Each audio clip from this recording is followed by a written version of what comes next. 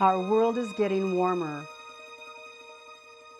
and most people believe human activities, especially fossil fuel consumption, are significantly contributing to the climate changes already well underway.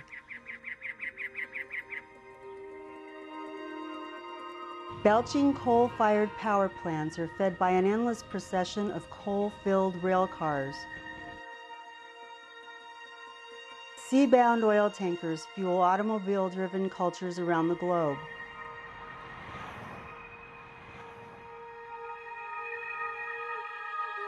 Melting glaciers.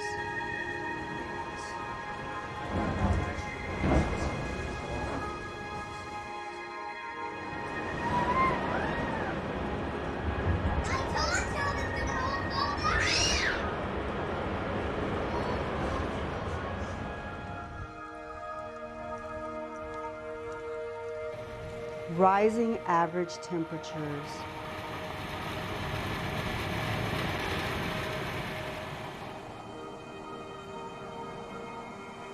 Shifting weather patterns.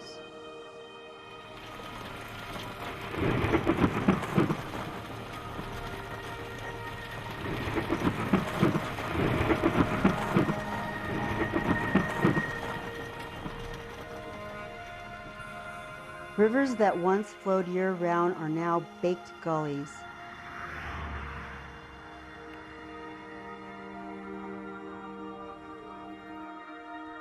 Too many species teeter on the brink of extinction.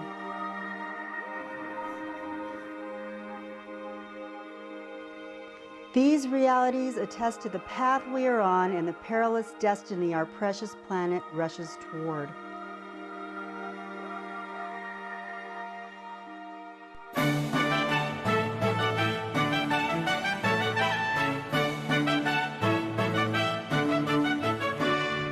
Civano to me is just a wonderful place to live. I think Savannah goes above and beyond. It's unique. How advanced, how beautiful, how well planned. We're so fortunate to live here. Feels good. I love Savannah. We are extremely happy here.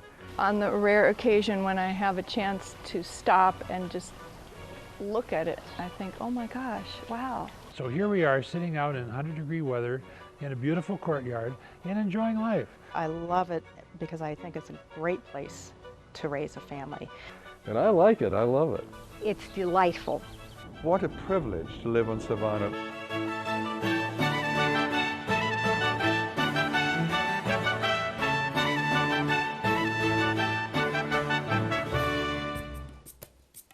Many people and cultures have all but forgotten the meaning of neighborhood and the benefits of community living. But there is hope.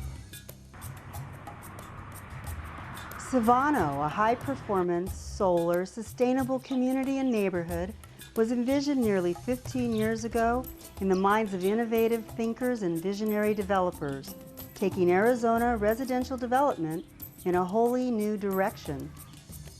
They dreamed the future, and Al Nichols was there. He's preparing dinner in the solar oven he designed and built. Al remembers Civano's beginning. I believe it was 85, in the 80s, that John Wesley Miller built some solar homes up in Hidden Valley. That's up by Sabino Canyon. They were pretty much normal homes, but they had put solar panels on them. And this was the first very early days of introducing solar for homes. And so Bruce Babbitt, then the governor, requested a private tour and was so impressed that he challenged John Miller to come up with something better. And so John went on vacation, and the story is he's down in Mexico sitting on the beach, and he dreams up the idea of an entire village. Okay, so a solar village became the concept. The dream of sustainable high-performance communities was worth exploring, and decision makers and leaders couldn't help but take notice. I came in at 1993, and they were at that verge of now having to actually do something. That the studies had been done, the land had been spoken for, and a plan was in place. but they actually had to execute it. Groundbreaking collaborations were forged in the wake of new environmentally conscientious building standards. A parcel was selected along Houghton Road. Far east side, a little bit higher elevation than downtown, right along a major washway, which we get some breezes out of. There's some cooling trends by having the location here. This was one of several locations that we were given to choose from, and this one was the most interesting. So that's when we got serious and wrote some standards, a memorandum of understanding, and then the developer turned out to be David Case, Kevin Kelly, and David Butterfield, the three that originally purchased the raw land with the intent of building a solar village, which by then had been changed to Civano, which was more than just solar, but taking in the whole concept, and particularly new urbanism started creeping in. We were considering getting into the larger master plan development, neo-traditional design inspired by Andreas Dwani. And we ran into David Butterfield, who was an original consultant with the city on the creation of Civano, the Solar Village. We began to think about how one lives, the impact of development, and what the future holds for ourselves and for our children. And we looked at the city and the Solar Commission put together a very good conceptual idea of how to create energy efficiency through the impact studies and through the model energy codes that they were developing as part of the development package for Civano. We second were looking at land planning really inspired through Andreas Dwani and how you should be building more traditional neighborhoods that are more pedestrian friendly and more community oriented, both formally and informally, by both design and by programming. And it occurred to us that energy efficiency was not enough, urban planning was not enough, that we really needed to synthesize how one lives and works and interacts in community, not only as an individual or as a family, not only as a neighborhood, but how that neighborhood or how that built environment lives, lives within the land organically, and how that organic community lives within a larger city. What's in a name? The story is that this is actually the chieftain of the Hohokam out here is generally Chief Civano.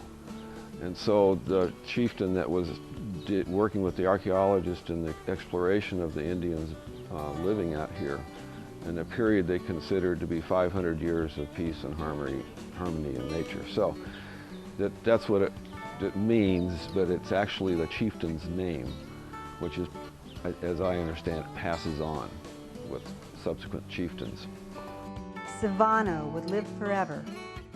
We looked at the idea of energy efficiency, but we also wanted to look at how we developed an energy envelope, because it's relatively easy to get to about 130% of the model energy code, or 30% above the standard building codes, by better insulation, better windows, better doors.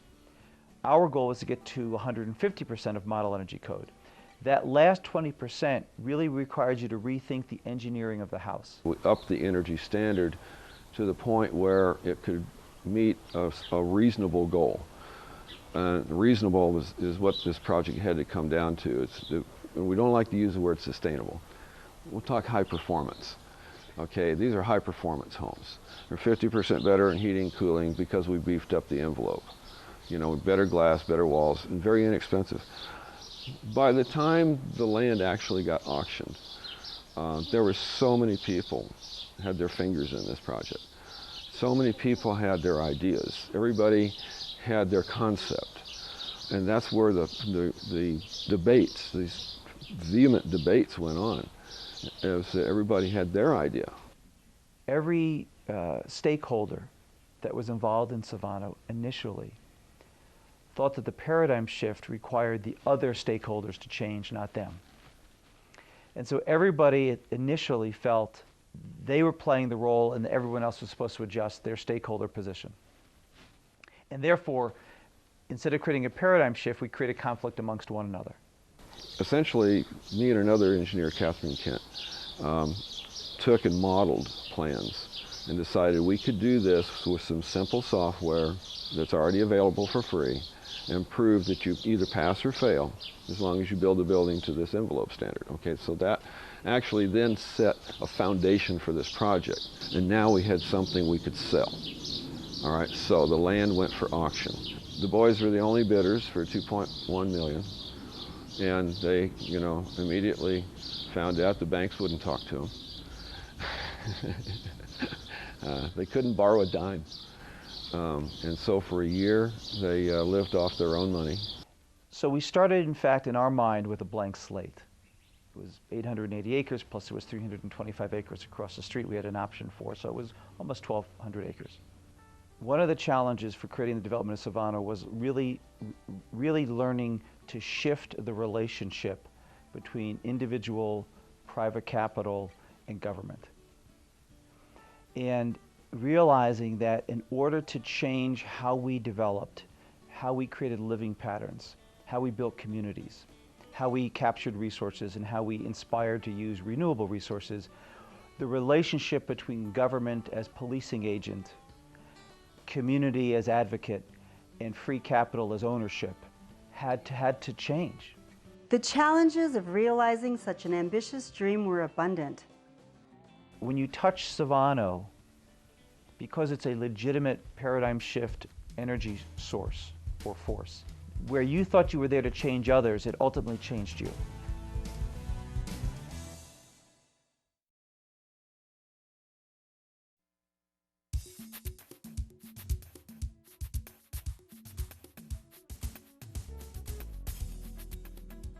I think the secret to responsible development or responsible government or any form of responsible stewardship is thinking about the interconnectivity of the components.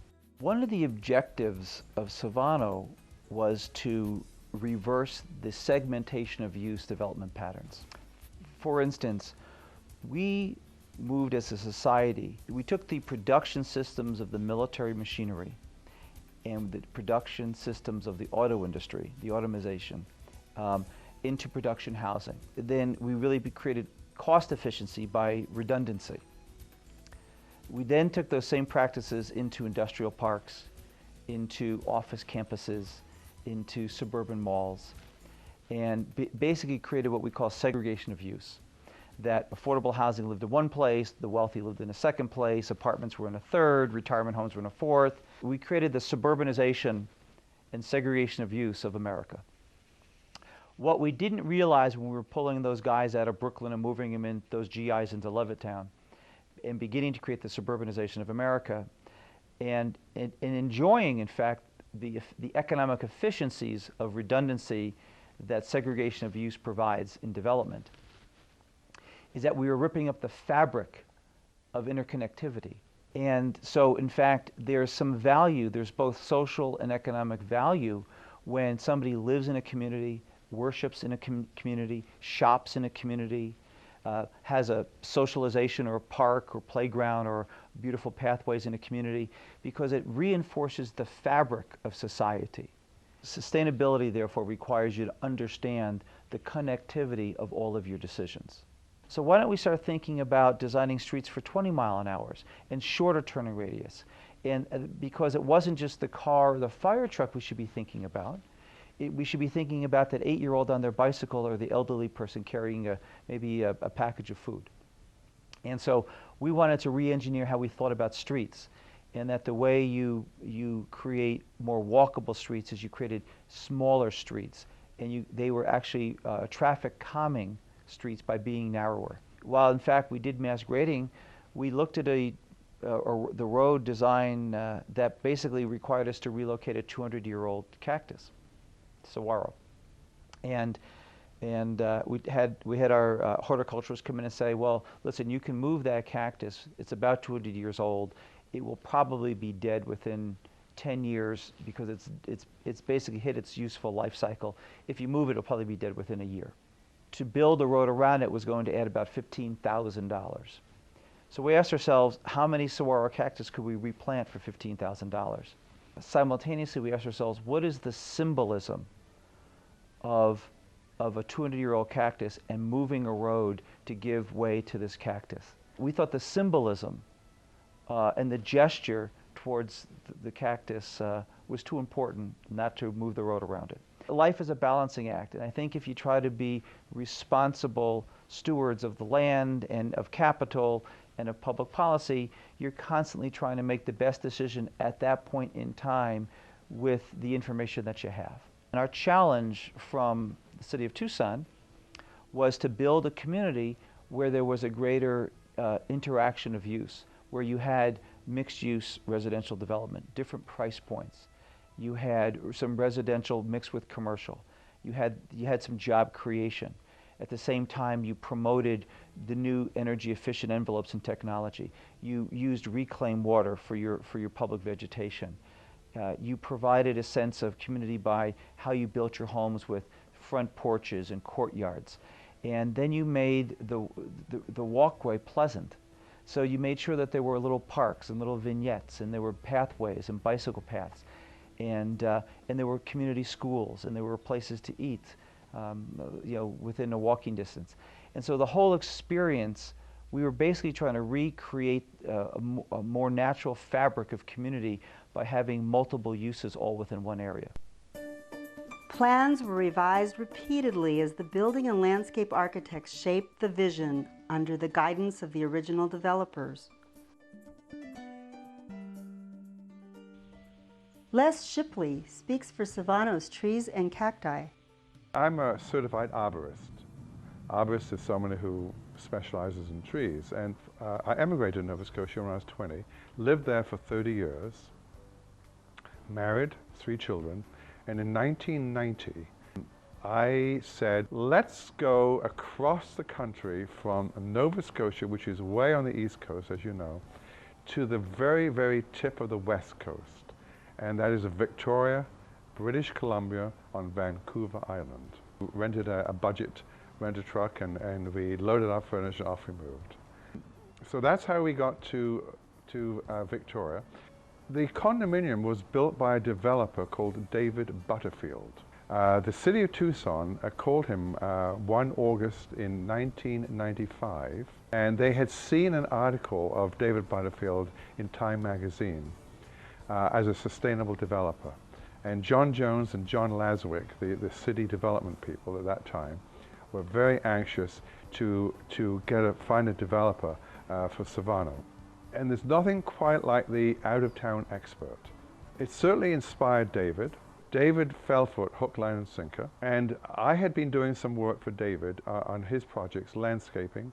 Then all of a sudden that miracle happened. David Butterfield came bursting into my apartment and said, do I have a project for you, Les Shipley? And it's Tucson, Arizona, and it's called the Solar Village. I said, Dave, I'm there. And in '97, I had moved down with my youngest son, Alex. My job was the sustainability end of it, i.e. we had this beautiful, pristine desert. This 818 acres that we know of as Civano today was a gorgeous desert, full of foothill palo verdes, great diversity of plant material, and in very good shape. You had the usual damage by grazing, but in general, wonderful trees. So my job was to identify as many trees that I thought were suitable for salvaging, and mainly palo verdes, mesquites, and then some of the more major cacti such as saguaros and barrels and hedgehogs. And we salvaged thousands and thousands and thousands of trees and cactus. We introduced the technique of side boxing. It hadn't really been done in this part of the country. The normal way of salvaging a tree would be by a tree spade. Certainly the better way is to side box it, and by that you sculpture out the root ball in the desert. You cut the root ball out, and you place four sides of a box around it, and and you bind it together, and you leave it for 2 or 3 weeks, and you add all sorts of stuff to it to promote root growth. And then when you feel that the tree has survived at least that process of it, then you tip it, and then you cut the tap roots and you bottom it. You look at a tree and you make a judgment. You look at the form of the tree, you look at the health of the tree, you look at the dodder of the tree. The dodder is the old age of the tree, how old it is. But we're just looking for, will this tree survive this transplanting? And keeping in mind that we were told that these trees would have to be in a box for at least 2 to 3 years. I mean, that's pretty rough on a tree that's 100 years old to be dug up. 95% of its roots will be left in the desert. We are going to salvage 5% of the roots, just 5%. And then you expect that tree to live? Well, they do. It's called propensity to survive. Our biggest problem was that the developer didn't have any money. They had bought the land. The city had imposed a lot of restrictions on what they could do and when they could do it and what challenges they had to overcome. But now they needed a source of money. That source of money, because of the hard work of Kevin Kelly, came from Fannie Mae. There was no money to salvage the trees. I was able to negotiate a deal where I would spend my pension, my savings, $600,000 of my retirement money, investing it in the good faith that Fannie Mae and other investors would keep Civano alive. There was no guarantee that these trees would ever be replanted on Civano. Hundreds and hundreds and hundreds of them. Impressive sight. We nearly killed them the first winter because we didn't understand the watering techniques. We understood we had to water them very heavily, but in the winter, as we all know now, a Palo Verde especially does not want any water at all. We got to turn that irrigation off.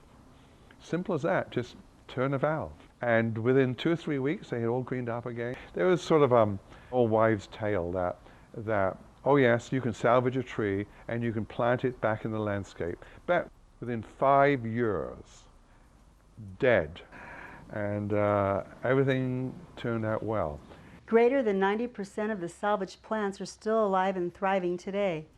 Unprecedented salvage survivors. There are no other developments, not even today, that can boast the fact that the trees that you see on this development were salvaged, were stored for 3 years, and were eventually put back. The salvaged trees, what they did to the landscape, it gave the landscape instant gratification.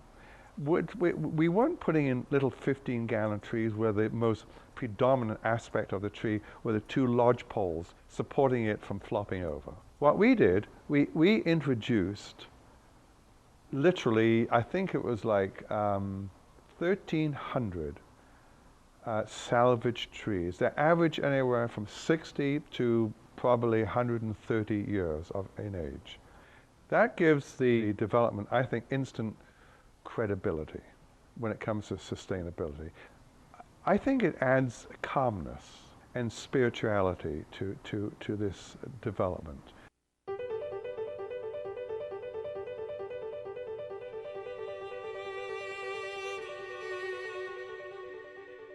Once mass grading was completed, the neighborhood center was constructed, providing a tangible and symbolic centerpiece for Civano. A community center within reasonable walking distance of the entire community. The neighborhood center that I'm sitting in right now is part of the design of the development. And that comes from a couple of different things. They got some extra money from the Department of Energy through the state of Arizona to build these office buildings as samples of commercial construction using alternative materials. So this courtyard includes a straw building, a building made with rostra, and a building made with adobe, as well as a building made as normal 2x4 construction. But because this building was built here not only to demonstrate that, it also was designed as a center of the community. So people that live in Civano could easily walk to events here in Civano. And it really was an experiment. When we did Civano, we actually brought 4 different product types. There was the front porch, rear garage design, which is much more of a neo-traditional design. There was the asymmetrical product from Santa Fe. There was the product from California that we called desert homes, which really had the front of the homes along a green belt. And then there was the mixed-use homes that were much more of a Soho, where, you know, the mixed zoning. And we had 4 different product types.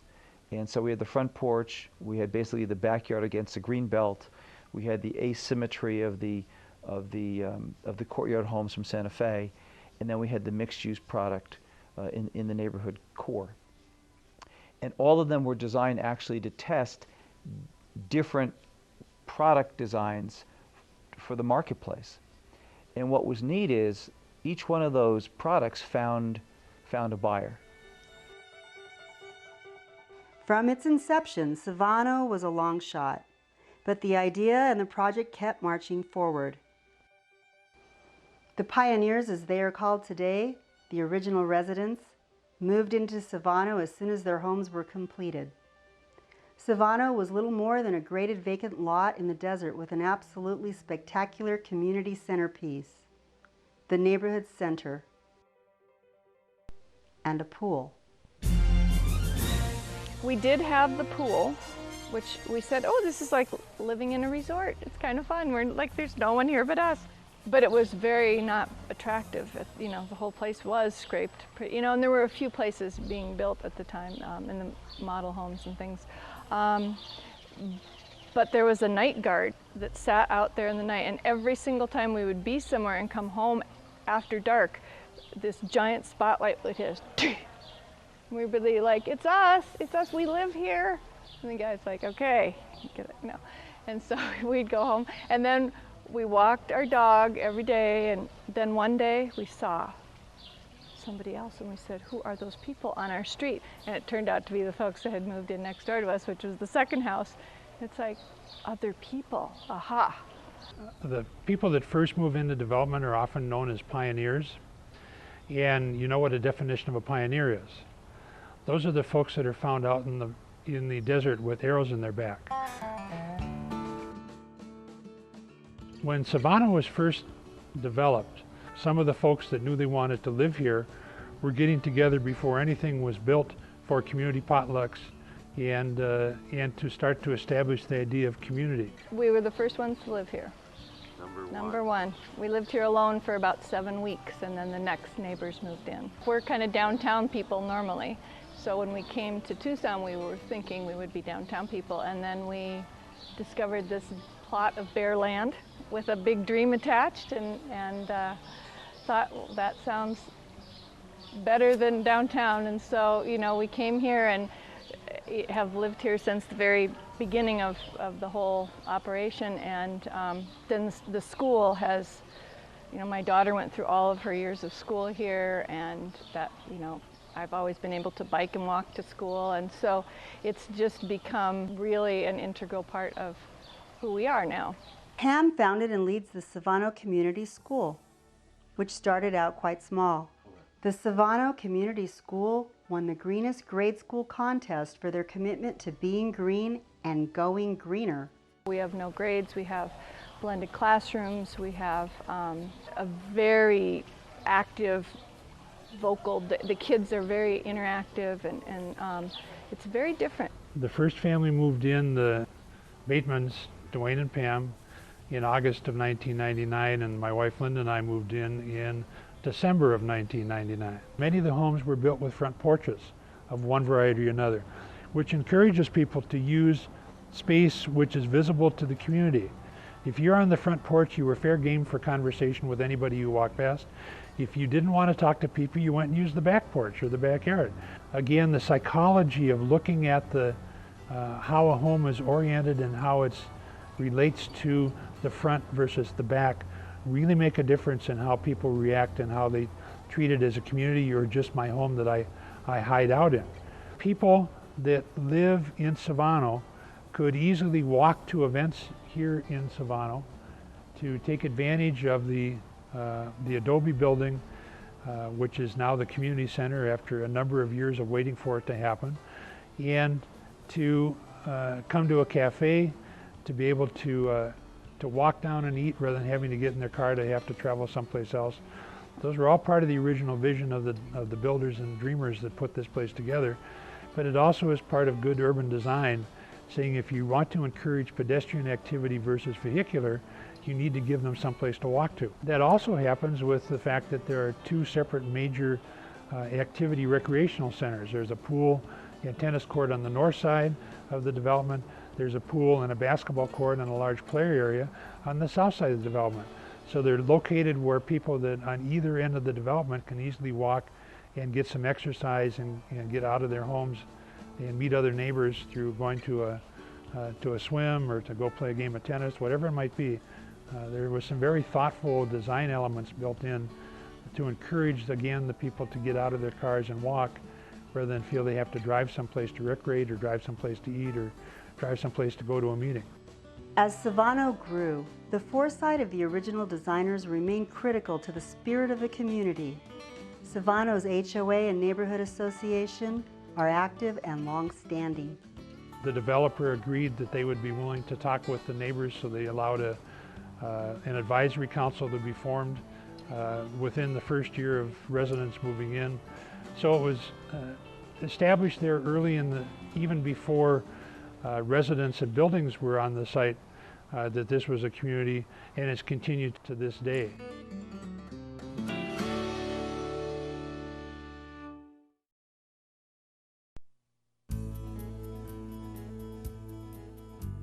They were trying to be as environmentally friendly as they could, even though they ultimately ended up moving a lot of dirt back and forth to get the drainage correct to meet the city code requirements. They really were trying to save as much open space as possible, and where they had to disturb the land to put some open space back in. Also, as part of that, the wash area, which is in the south part of Civano, is designed with what they call gabions, which are large rock and concrete structures to hold back the water, so that the native water which flows into the development is able to be stopped and held for a while to allow some of it to percolate into the soil and to water the plants that are there. And the plants that are there are a result of, again, community volunteers. The old Parks and Gardens Committee actually did the design for that whole area that then the nursery planted. And the design was meant to have examples of butterfly habitat and insect habitat, bird habitat. There's a mesquite boss that's slowly growing at the very northern end of that wash, which is designed to provide heavier cover for animals that can get in and under those trees and be protected. So that whole wash is a demonstration project in and of itself of what native plants and other kinds of plants can be used to attract different kinds of animals. We have very few turf areas here. We have turf areas where people can picnic, kids can play. We have one large sports field, but we minimize our water by just minimizing the amount of turf areas here. And we have walkable paths with a lot of beautiful native plants where you can enjoy the wildlife, because utilizing native plants brings the wildlife. But there's a great benefit to using native plants, because here we don't have to fertilize them. They do well here. They're not as apt to get insects and diseased because they're native. And of course, they don't require a lot of water. We're very conscious about the environment and what kind of footprint we're leaving. Landscape design professional Ann Williams shares the aesthetics and xeriscape features of her beautiful backyard, one of Civano's showpieces. When you first come into the yard, this is a section that has primarily perennials. Most of them are native, but I also have some shrubs that would be background that are evergreen, some native. There's one or two plants here that are not. The trees are meant to eventually shade, not fully, but shade this area over here from the sun. So we have reduced energy bills. I have water primarily for wildlife. The birds come and they bathe here. We just saw a roadrunner this morning come and take a drink of water out of this area.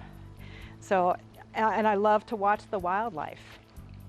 This is my high water area. I wanted to put in citrus trees. And my irrigation system has 4 different valves, and the citrus trees are on their own separate. So they use the appropriate amount of water, but they're also fed by water from rain runoff. The water comes up from the scupper there, spews down here.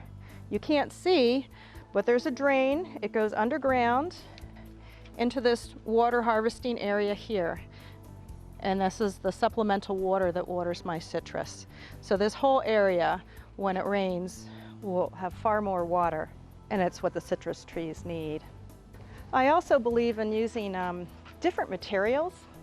When I plant my raised garden bed, I just did something fun with rebar. And the up and down, what you see is supposed to replicate Mountain View, the Tucson mountains. But it's also, when you grow vines back there and you're growing peas and other vines, they can meander their way through there, and it's easy to pick the vegetables. One of our neighbors who makes trellises made this for me. And so all my high water are just sort of in one area of the yard. And I have another fountain, which the hummingbirds and the native birds absolutely love to go to. So this is a wonderful place. We can actually see it right from inside our house. It's the first thing you see, and you can watch the birds fluttering around and getting water from it. We want an outdoor seating area. The glass that's here is all recycled tumbled glass, the blue and the green. And the pebbles are from Mexico. This is the only thing that's non-permeable in my backyard, the concrete area, but the water flows through and flows down to water plants over on this side. This is my turf area, and this turf requires no water. And so I believe not only in small turf areas, but this happens to be artificial turf. And the dogs love it, the kids love it, nobody knows the difference. Around my turf area, I just put some fun things, just a decorative trellis that another neighbor has a business that does very decorative trellises. And I have vines for ground cover. One of the things when you're doing xeriscaping is that when you use ground covers, mulches, it helps keep in the moisture in the yard. These are not native ground covers, so they do require a little bit more water. When it rains on the house, comes off the roof, scupper, shoots down onto this roof and comes down onto the pavers, and then there's a slope that comes right into this river area. So the river area was developed to water the plants along here and to give the pomegranate tree extra water. The flagstone is from local quarries, and the boulders come from local quarries. They're not imported from anywhere. And so it makes it feel more like you are in the desert. You live here. It's not some landscape that looks like it belongs in Italy. This is actually my vegetable garden, but I plant plants according to the season. I've started another tomato plant, some melons. I just started some eggplant, and we'll soon be going to carrots, radishes. And so we utilize these plants to eat. We actually have a community garden here, which I love, but I happen to have a large enough area in my yard to be able to do my own garden here. A lot of people don't, and so they get to utilize the community garden. And it's a wonderful thing to walk through and take a look at our community garden.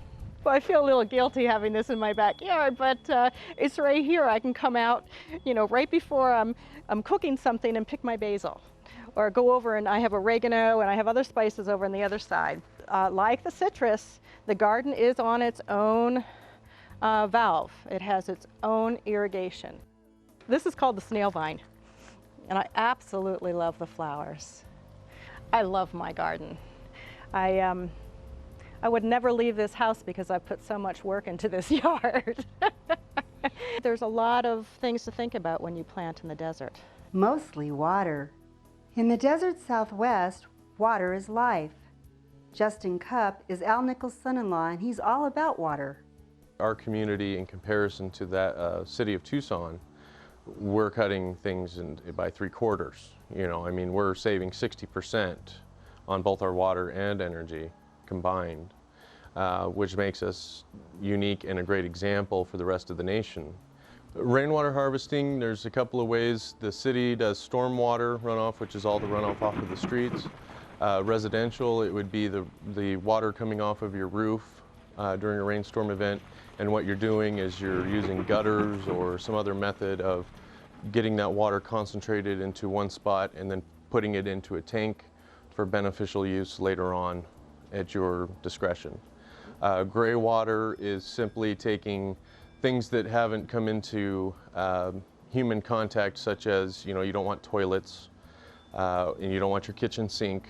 Those are all what we call black water items, and those aren't items that you can actually use that would be beneficial in the landscape. 40% of the water that we use, or the potable water that we use here in the desert, goes to landscape. And all of the calcium and the other minerals that are in the water that they use to clean the water, that does nothing for the plants. The plants aren't receiving the actual nutrients that they need. And it does nothing for the irrigation, it clogs it up. So harvesting rainwater, it helps aerate the soil, it helps the soil receive the nutrients so that the roots of any plant can benefit from that.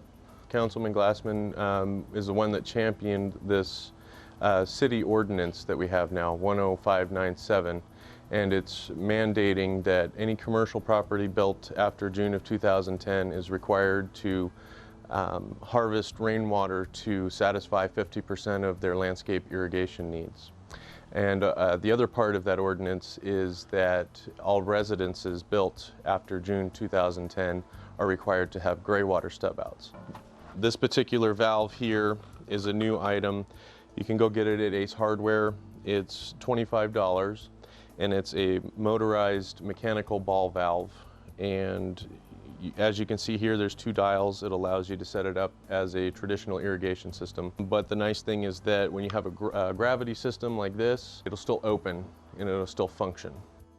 On average, the cost for a home is $2.25 a gallon. I mean, I installed 4 systems before July 4th. And we had that July 4th rain, and we got 7/10 of an inch, and everybody's tanks were full, and it was just a beautiful feeling, knowing that it was already paying itself back. I'll tell you what, we lived in the Virgin Islands for 11 years.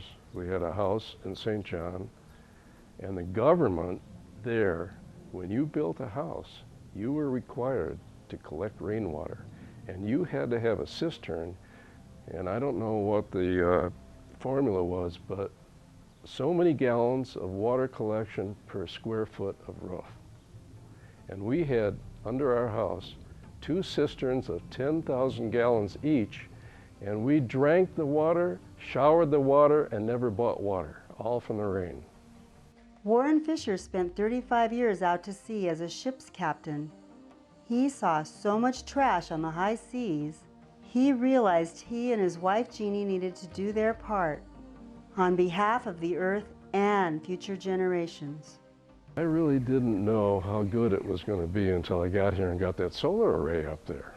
And once it started generating electricity, and I could see how much it was generating and how much we're actually using, and then compare that with other places that claim to have solar, and they're using 3 or 4 times as much energy as I am. You know, and I can't, why is that? It's a big ego trip for me. You know, I can be pompous and smug and walk around and say, I'm better than you, you know, but of course I don't do that. But I feel like it, and it's cost effective. We don't have any electrical bills, none. And Tucson Electric Power takes the excess juice that we produce and distributes it as they will, you know. So we're probably buying electricity from you. Probably you are, yeah. And each month we get a bill for the service charge, which is like $7, $7.50. And then it shows how much excess electricity we produced. And that is carried over to the next month. And right now we're ahead after about 1.5 years of about 3,000 kilowatt hours. Yeah, so these are the inverters. There's two, they're 3,000 each. And what they do, they convert the DC on the roof and convert it to AC, which we can use in the house. And right now, the system is producing 156 watts on this inverter, and this half is 157. So right now, with no sun, the array is producing 300 watts of electricity. These units and everything are guaranteed for like 20 years or something like that. You know, I mean, they last a long time. So, you know, the installation charge for all this, including all the arrays, was like $5,200. And that doesn't include the $2,000 rebate I got from the government, you know. And then the local government was giving us $1,000. But, you know, everything's changing, you know, hot water on the roof. And that's a solar hot water system there, which feeds hot water from the sun into this holding tank here, which produces all the water we need. Yeah. That's the heating unit, heat pump, which is electric. Oh yeah, we do electric everything except for the stove. And I can even get an electric car when they produce it and plug it in the garage at night without gas, without pollution.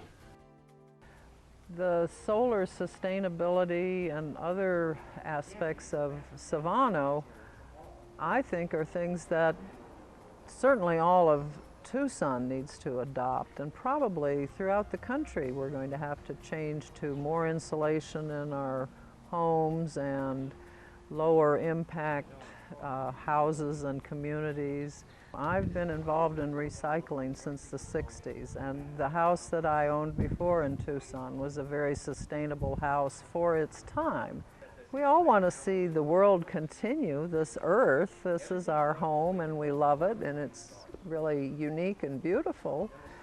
And I think we are finding out that things could change drastically, and certainly I think many of us don't expect it to happen in our lifetimes, but if we think about our children or grandchildren, we hope that they will have the same things that we've enjoyed. Sue Call says her life in Civano is becoming a bustling daily pleasure. I think Civano is an urban oasis. It's in a great location in the Southwest. I've lived in Arizona a long time, so I really love the desert landscaping and the lifestyle here. And Civano really plays into that because they make the most of the outdoors. It's so easy to walk around this community or bike. The newspaper that I edit, the Town Crier, does a great job of bringing the community together. It provides family stories, activities going on, things of interest, shares ideas and opinions of our residents. And I think it helps to make us into a community. For the first time in my life, I feel as though, not that I live in a certain neighborhood, I feel as though I'm part of a community. That's one of the, I think, most outstanding things about living here in Civano. The beauty of the homes themselves, the character of each home really lends itself to Civano being special. But beyond that, it's the warmth of the people who live here. I'm a dog owner, and you cannot walk through the community without stopping to chat to various neighbors, and I think that makes it pretty special. The homes aren't just beautiful in their styling and their character, but that the entire concept of Civano is a green, more energy efficient community. And one of the things that I can tell you in a non-expert context is that even now, in the heat of May and June, and with my air conditioning running now around the clock, I just got my most recent bill, and it was like $61, I think. And I'm just laughing.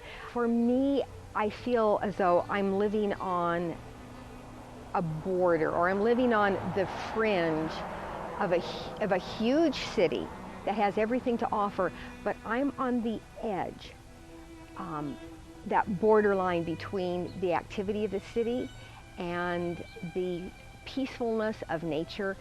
When friends and family come to visit, I essentially let them know that Saguaro National Park is practically my backyard.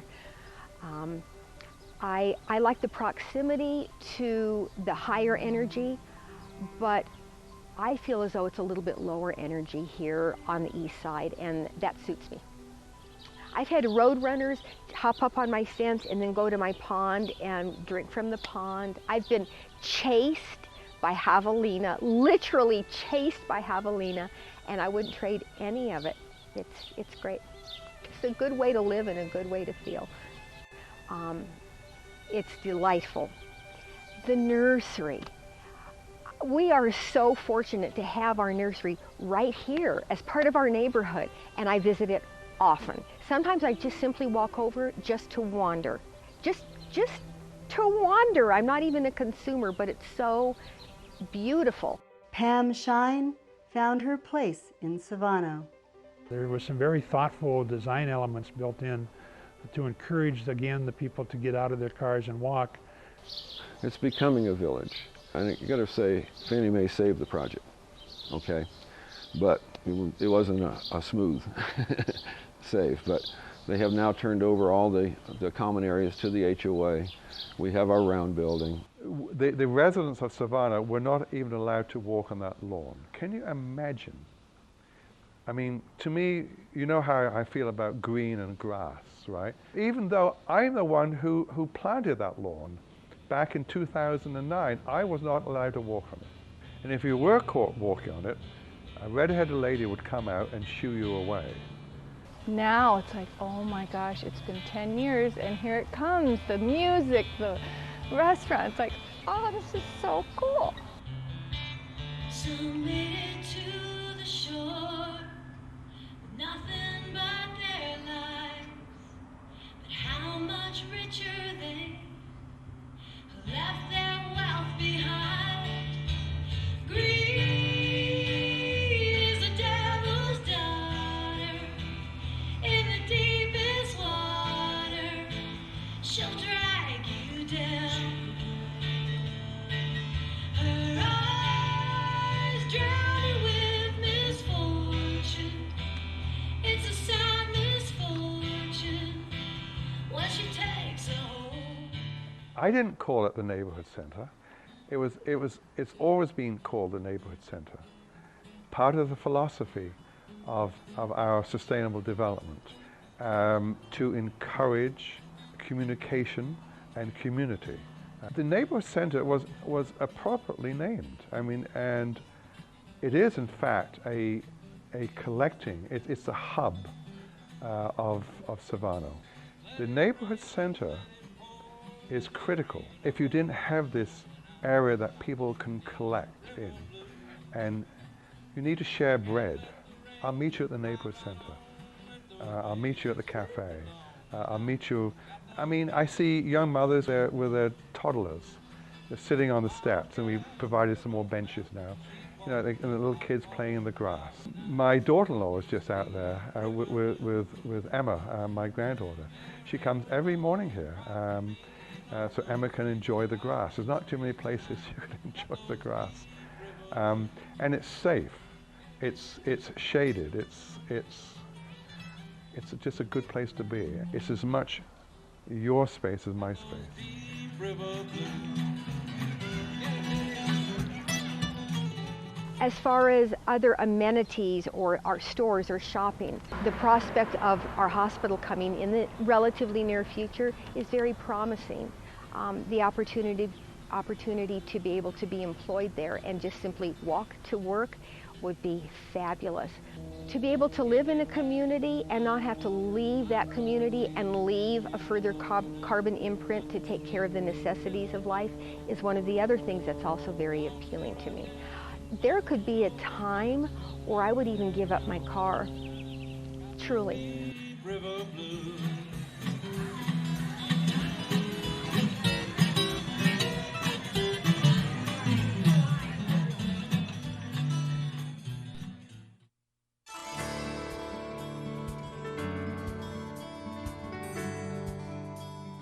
We set the horticultural standards, the landscaping standards of Civano, which you won't find anywhere else. Civano is, all it is a transition. The desert has transitioned into Civano. And it's not the manicured oasis that you find in San Diego. Yes, you see bean pods. Why? Well, because coyotes and mourning doves eat them. Yes, you see pack rats. Now, if a pack rat had a nice furry tail, we wouldn't hear anything about it, but unfortunately they don't. Now, we share Civano with the coyotes, with the pack rats, with the squirrels, with the javelinas, with all the wildlife and insects. We're just one of the species sharing, hopefully, in some kind of equilibrium with all the other species.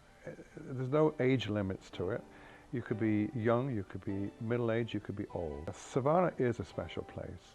I really think that Civano has something special to offer to everyone. And people ask me, you know, it's just a bunch of hippies out there, and I go, no, we even let Republicans move in here. You know, I do have to hand it to David and Kevin, the original developers, because they did have the dream. They didn't have the money, but they sure did have the dream, and it's what, you know, drew a lot of us in, was just that vision. The advances that Civano has made, the creation of this community is a leader, or can be, throughout the country, or maybe even the world, and that would be fine. And so I think the value of Civano as a development experience and as a model for future development is to understand the interconnectivity of all of these decisions, the private and the public decisions, and how they affect one another in the long run for quality of life. I really hope for public transportation. You know, one of the things with new urbanism is that you minimize your car use. You can walk places. Well, we don't have that opportunity here. We don't have a grocery store yet that we can walk to. And at some point we will. Just focus on your conservation techniques. That all helps reduce our whole footprint, and that's a way to act locally but have a global effect. Achieving a dream is only great if other people share in that. And certainly what I've seen in Civano is there are a ton of people that really appreciate the dreams that others had and have bought into that and want to see those dreams expand and go forward. Really the sky is the limit. Part of me would like to see Civano remain as unique and one of a kind as it is. Another part of me would like it to be the leading edge for others to follow. Fortunately, we're living in an era right now where green, hopefully, is not just a word we use, but a way that we live. 60% of our world is arid Southwest type of climate, you know. And so the things we are learning here are finally getting adopted into the national codes. Say how my career went, my projects got bigger and bigger and bigger to the point where I could actually move into one of them. And what a deal, you know.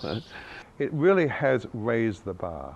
That is because a lot of men and women devoted thousands of hours developing a dream.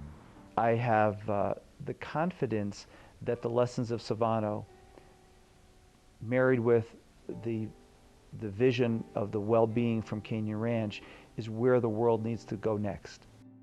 Today, 10 years after the grand opening, Civano is becoming exactly what it was meant to be.